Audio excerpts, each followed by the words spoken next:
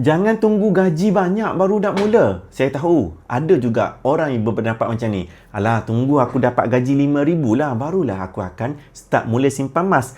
Orang yang macam ni, kalau dia dapat gaji RM10,000 pun, dia tak akan start juga mula simpan emas. Sebab apa? Gaji RM5,000 dia rasa sedikit. Bila dapat gaji RM10,000 pun, perbelanjaan dia pun akan ikut meningkat sama dengan kenaikan gaji dia. Dia bukan masalah gaji sangat, tetapi masalahnya tabiat suka nak menabung. Emas ni dia unik. Apabila kita mula dengan simpan 1 gram, kita akan mula ketagih untuk simpan dan juga tambah lagi 1 gram. Kemudian tambah lagi 1 gram. Kemudian tambah lagi 1 gram. Sehinggalah kita dalam tak sedar ada berpuluh-puluh gram. Sehingga kan kita terpaksa jadi kaya. Sebab apa? Terlalu banyak dah emas kita yang mana kita tak sedar kumpul sedikit demi sedikit itu tadi. Mula simpan emas pada hari ini 1 gram dalam Eco Mas Get Public Gold. Anda boleh bermula dah dan kemudian anda boleh tambah pada bila-bila masa. Tak ada komitmen bulanan, tak ada upah simpan. Saya akan guide caranya macam mana. Mudah sahaja. Anda tengok sahaja video di profil saya tentang 5 langkah mudah untuk mulakan simpanan emas dengan Public Gold pada hari ini. Terus mula pada hari ini, anda tak akan menyesal di kemudian hari.